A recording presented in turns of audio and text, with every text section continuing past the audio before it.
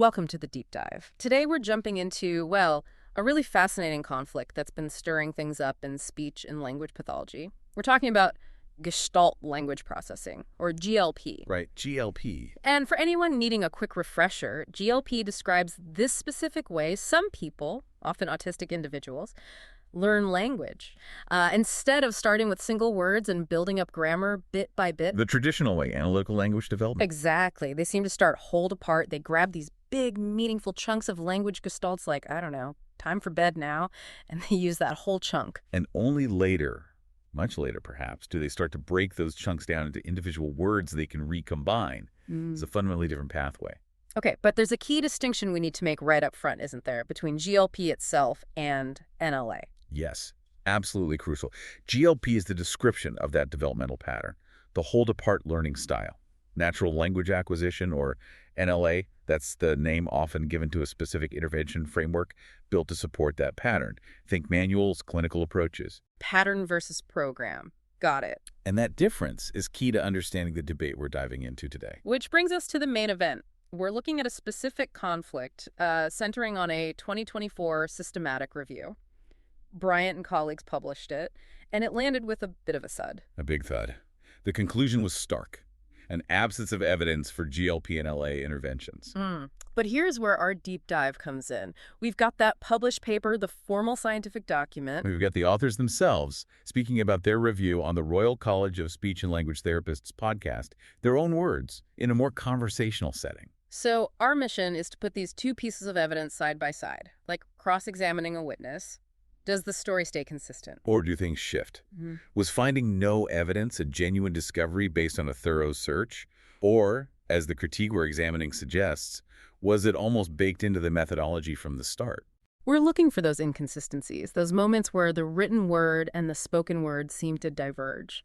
And the big question really is, did they design a search so narrow it had to come up empty, even while saying they were open to finding things? Okay, let's get into it. Right, let's start with Exhibit A, if you will, Hey. the paper's methodology. The critique calls it building a narrow gate. Now, systematic reviews are meant to be comprehensive, right? Cast a wide net. Yeah, pull everything together. But this paper's inclusion criteria, exceptionally strict, really tight. Okay, how strict? Give us the specifics, because this seems to be ground zero for the controversy. They stated they would only accept experimental research designs capable of establishing effectiveness. That really narrows it down. So what does that mean in practice? What kind of studies make the cut? It means the top tier, basically. Randomized controlled trials, RCTs, the gold standard with control groups, non-RCTs if they had control groups, and specific types of single-case experimental designs. Okay, single-case experimental designs. SCEDs. Can you quickly unpack those for us? Not everyone lives in the research world. Sure.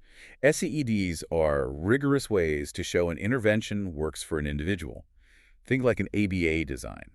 You measure a behavior before treatment, that's A. Introduce the treatment. B. Take it away. A again, put it back. B again. Oh, okay. So if the behavior only changes when B is happening. Then you've got strong evidence it's the treatment causing the change. Multiple baseline designs are another type. The point is, they're very structured, very quantitative, focus on proving cause and effect. Got it. Highly controlled cause and effect proof. Exactly. And here's the flip side, the crucial exclusion. Descriptive case reports are out. Wait, case reports, like detailed stories of how one person progressed using GLP and LA? Yep, those narratives. Explicitly banned by the criteria. And so were qualitative studies research looking at the experience of the therapy or exploring themes, also explicitly excluded. Okay, but hang on. That seems to clash massively with what the authors said on that RCSLT podcast recording. That's the core contradiction. On the podcast, they gave a very different impression. They said things like they were happy to find case reports, even qualitative research. One author stated any design would do as long as it measured change somehow. So written rules say only these specific experimental designs, but spoken words say, we were open to pretty much anything. Case reports, qualitative. Precisely. And that's what the critique flags as a huge issue, a material contradiction. Some even use the term perjury of method. Whoa, okay, perjury of method. That's really strong language. Is fair? I mean, couldn't they have just misspoke on the podcast? Or maybe they wish they could include more, but the rules of a systematic review force their hand. That's a reasonable point to raise. Diplomacy, maybe? or just trying to explain the constraints. However, the critique's perspective is sharper. How so? It argues that when you're looking at an emerging approach like GLP and LA support, where much of the early work is likely to be in case reports or descriptive studies, setting up criteria that only accept high-level experimental designs almost guarantees you'll find nothing. So the finding of nothing isn't a surprise discovery. It's potentially an artifact of the design itself. You built a net designed to let the most likely fish swim right through. There. The critique calls this method laundering, using the form of a rigorous systematic review to validate a conclusion that was, perhaps, predictable based on the narrowness of the search. You manufacture the vacuum. Okay. A manufactured vacuum. That's the methodological argument, but then there's how they talked about that emptiness. Let's move to Exhibit B, the empty review itself. Right. On the podcast, the authors actually acknowledged the result quite neutrally. One said, and this is a direct quote, "It was an empty review. There's no evidence of GLP-1 being effective, but also no evidence of it being ineffective." Which sounds scientifically responsible, right? We looked. We didn't find proof either way. We just don't know yet from this specific type of evidence. Exactly. That's humility. It implies, okay, more research needed using these specific methods. But the paper itself, the published version, didn't quite stick to that neutral, we don't know stance. Not really, no. In print, that very same absence of evidence, the emptiness was used to justify some pretty strong warnings to clinicians. Warnings like what? The paper explicitly states clinicians must be cautioned, practice should be restrained, and critically, that resources shouldn't be misdirected towards GLP-1 approaches. So the neutral "we don't know" on the podcast became, this is risky, proceed with extreme caution, maybe don't spend money here in the paper. That's the shift the critique highlights. The empty review wasn't treated as a gap in knowledge, but as positive evidence of risk, justifying immediate clinical restraint. And this connects to that idea of ethical asymmetry, which I found really compelling in the critique. It's a powerful point. The critique asks, why is all this ethical caution and restraint being directed only at the innovative approach, GLP-1, based on an absence of a specific type of evidence? Compared to what? Compared to the established, often behaviorist approaches that do have decades of RCTs behind them. The critique points out that some of those established methods also have, frankly, documented histories of causing distress for autistic people, promoting forced normalization, even trauma. So the argument is, why aren't those established methods facing the same ethical scrutiny, even with their RCTs? Why is quantification seen as an automatic ethical pass? Precisely. Why is the absence of data for the new thing treated as inherently dangerous, while the presence of data for the old thing, alongside known harms, isn't questioned with the same urgency? It suggests a double standard in how risk is perceived and applied. The risk is framed solely as the risk of trying something new, not the potential risks of sticking with the old. Exactly. The silence around GLP-1 data becomes a command to retreat, but there's no equivalent command to audit the human cost of the established quantified methods. Okay, let's pivot slightly. Exhibit C boundaries, linguistic and statistical ones. On the podcast, the authors admitted a limitation. Yes, they mentioned the review only included English language journals, and they did acknowledge that they may have missed things outside of the English language. They talked about maybe expanding the search later. But only English. What's the problem with that, according to the critique? The critique sees this as a major blind spot, potentially erasing a whole lot of relevant work. Research on language development, on autism, on intervention, it doesn't just happen in English. You mean there could be Spanish case studies, maybe German work, Japanese research? Absolutely. Dissertations, clinical reports, theoretical papers in other languages. By limiting the search to English journals, you risk declaring a field empty when it might just be multilingual. And the timing matters here too, right? They publish the no evidence conclusion before doing any wider multilingual search. Yes. The headline, "No evidence found," went out based only on the English language slice. It's like, as the critique implies, declaring the world has no apples because you only looked in the orange grove. It frames English language science as the default, the only one that counts. Kind of a colonial mindset in evidence mapping, yeah. Knowledge outside that boundary is rendered invisible. Now, sticking with boundaries, let's talk statistics. There was a really striking admission on the podcast about the echolalia prevalence figures used in the paper. Oh, this was fascinating. They talked about those widely quoted statistics. You know, the echolalia occurs in anywhere from 11% to sometimes up to 100% of autistic individuals. Really broad, kind of wild ranges. Yeah, I've seen those numbers thrown around. Well, on the podcast, the authors themselves expressed serious doubts about them.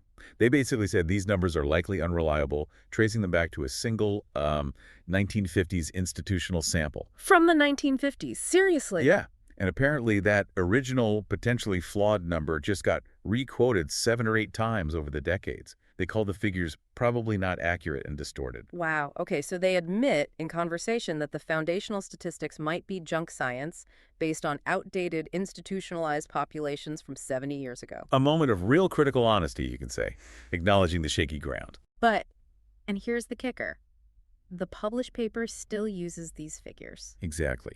Despite admitting their likely inaccuracy on the podcast, the paper deploys these same unstable, possibly distorted numbers as, quote, rhetorical scaffolding. Meaning? Meaning they use these dubious statistics to build an argument, casting doubt on the whole GLP concept, suggesting maybe it's overblown or applies to fewer people than claimed. So admit the numbers are bad in private, but use them in public to score points against the theory. That's the critique's interpretation. Acknowledging uncertainty in conversation, but wielding those same uncertain numbers as a cudgel of certainty in print to undermine GLP's conceptual basis. Yeah. It's using shaky foundations to try and demolish someone else's house. Okay, let's get back to that distinction we made earlier. GLP the pattern, NLA the program. This seems to be another major point of contention. Exhibit D, maybe? Conflation. Yes, a huge one. The critique argues the authors consistently treat GLP, the description of how some kids learn language, and NLA, the specific clinical manual or pathway developed by Marge Blanc and others, as if they are the exact same thing. Why is that problematic? If NLA is the main intervention they're looking at, isn't it fair to link it tightly to the GLP theory it's based on? It's problematic because finding flaws in, or lack of evidence for, one specific manual, NLA, doesn't logically invalidate the entire underlying developmental theory, GOP.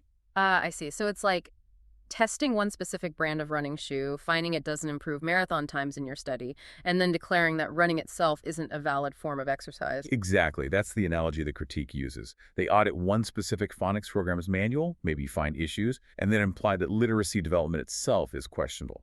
By conflating the specific NLA program with the broader GLP pattern, they can cast doubt on the whole phenomenon by critiquing the intervention details. This takes us somewhere even more serious. There's an allegation about non-disclosure related to the NLA materials and data, specifically concerning Marge Blanc, whose work is central to NLA. Correct. The critique presents evidence, apparently correspondence, showing that when the review authors reached out to Mrs. Blanc, she actually offered them materials, case studies, data logs, the kind of stuff they were looking for. She offered them data, but the paper and the podcast comments emphasize that they reached out and couldn't find empirical data. This is where the critique moves from questioning methodology to alleging potential concealment. The claim is that this communication, this offer of data, was not mentioned in the paper's methods section. It wasn't disclosed as a limitation, like we were offered data but couldn't use it because X. And it wasn't mentioned on the podcast either when they were talking about the search being empty. Apparently not, according to the critique. So if this is accurate, the absence of evidence wasn't just because they couldn't find any. It might be because offered data was, for whatever reason, not included or acknowledged. The critique uses the strong phrase, an artifact of suppression. That the vacuum wasn't discovered, it was maintained? Potentially. And it gets worse because even if they had looked at data like case studies, the metrics they chose might have missed the point anyway. The metrics? You mean how they measured progress? Yeah. Remember, the review insisted on specific analytic outcomes. Things like mean length of utterance, MLU basically, how many words are in a sentence on average, and grammatical completeness. Okay, MLU sounds standard. Why is that a bad fit for GLP learners? Because GLP progress often looks really different. Success isn't always about longer sentences, especially early on. It's about recombination and flexibility. Explain that. Okay, imagine a child starts by using the whole Gestalt, want more juice, please. Then later, they start breaking it down and combining parts. They might say, want more or juice, please, or even take want and combine it with a new word they've analyzed, like want cookie. Right, that's huge progress in understanding and using language flexibly. Massive progress. But notice, want cookie has an MLU of 2. Want more juice, please has an MLU of 4. So according to that metric, the child's language complexity decreased, even though functionally, communicatively, they've made a huge leap. Ah. So the chosen metrics, like MLU, were fundamentally mismatched to how GLP learners actually show progress. That's exactly the argument. The critique calls it a category error, like judging a fish by its ability to climb a tree. The metrics were designed for analytic language learners, so they were almost guaranteed to make GLP progress invisible. Yeah. You can't measure growth and flexible communication using a ruler designed only for sentence length. Okay, this leads us to what the critique calls the final stunning contradiction, maybe the confession. That's the term used, yeah. It happens right at the end of the podcast episode. After discussing the systematic review and its findings, the authors shift gears and start giving advice to clinicians. And what's the advice? They tell clinicians, essentially, to treat echolalia as meaningful, to model language naturally, to prioritize being attuned to the child, building relationship, focusing on connection. Wait a minute. Treating echolalia as meaningful, modeling language, focusing on connection. That sounds... Remarkably, like the core principles of GLP-informed practice. Exactly. So they spend all this time discussing the absence of evidence for GLP and LA and cautioning against it by name. And then they turn around and basically describe the core tenets of GLP-aligned approaches as recommended best practice. That's quite the turnaround. The irony is thick, isn't it? The critique points out, when these principles are unnamed, they're endorsed as good clinical practice. When they're attached to the GLP and LA label, they're suddenly risky and lack evidence. They seem to endorse the substance while simultaneously discrediting the source by name. Precisely. Which sets up this final concept the critique introduces. Evidence laundering. Evidence laundering. Okay, what does that mean here? It sounds serious. It refers to this final piece of advice they give. After concluding there's no admissible evidence based on their narrow criteria, which excluded descriptive data, they then advise clinicians to start using outcome tracking tools. Tools like Roots or TOMS. And what kind of data do those tools collect? They collect exactly the kind of data the systematic review threw out. Descriptive, longitudinal, practice-based evidence. How is this child progressing over time in real-world settings? What changes are we seeing qualitatively? Hold on. They told clinicians to start gathering the very type of evidence their own systematic review had just deemed inadmissible and insufficient. Yes, that's the laundering part, according to the critique. You declare existing descriptive evidence worthless based on your high experimental bar. Then you tell clinicians, okay, now you go create the kind of descriptive evidence we just ignored using these specific tools, and maybe someday it will be good enough. So it shifts the burden entirely onto the practitioners. Exactly. It puts the onus, the unpaid labor, and the professional risk onto frontline SLPs and therapists.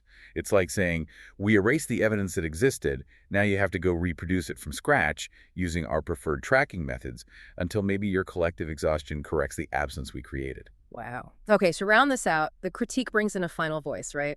Dr. Jaime Hoerricks. Yes, and her perspective is crucial. Dr. Hoerricks is presented as having dual expertise. She's a credentialed educator, and she is autistic and identifies as a GLP herself. Lived experience plus professional training. And what's her take on the review's conclusions? Her refutation is quite powerful. She essentially argues that the paper's findings say more about the limitations of the observers than about the children they're observing. How so? She suggests that the progress GLP learners make that complex shift from just repeating phrases to using them meaningfully and flexibly, from repetition to resonance. It is visible. It is data. But it's visible only if you know how and where to look. Not necessarily in the neat columns of an experimental spreadsheet. Exactly. She says the data is, quote, written in the cadence of the child, not the columns of the spreadsheet. It implies the review missed the real evidence because it wasn't looking in the right way or with the right lens. So pulling this all together, the critique's final verdict on the systematic review is what? That the declared absence of evidence wasn't a neutral discovery, but a constructed narrative. An outcome shaped, perhaps even predetermined, by methodological choices, exclusions, conflations, and maybe even omissions. And the purpose of this construction, arguably? The critique suggests it might be about maintaining a certain methodological hierarchy in the field, preserving the status quo against an emerging understanding of neurodiversity and language development. Essentially, the ocean wasn't empty. The fishing net was designed to miss the fish. Okay, so this deep dive really uncovers a clash, doesn't it, between what the critique frames as a kind of false authority derived from narrow methods and the honest observation of clinicians and individuals actually experiencing GLP. It's less about condemning one paper, ultimately, and more a cautionary tale about how evidence can be framed, filtered, and sometimes erased. It's a warning that a developmental reality shouldn't be dismissed just because it doesn't neatly fit into pre-existing experimental boxes, especially boxes that might have been designed for a different kind of reality altogether. So, thinking about you, our listener, what's the takeaway here? When you encounter these big scientific summaries, these systematic reviews, what should you be asking? I think the crucial question is always, what didn't they include? Hmm. What choices did the researchers make at the outset? What languages got left out? What types of studies, like case reports or qualitative work, were excluded from the start? Because as we've seen here, example after example, those initial decisions, the design of the search criteria, can profoundly shape, maybe even dictate, the final conclusions. Absolutely. The gate you build determines who gets through. And maybe a final thought for everyone to chew on. If we define evidence only as what fits neatly into randomized trials or specific quantitative graphs, Are we running the risk that science ends up describing its own limitations, its own self-imposed blindness, yeah, rather than capturing the full, complex, sometimes messy reality of human development and the human mind? sometimes maybe the map needs to change to reflect the territory, not the other way around, something to think about?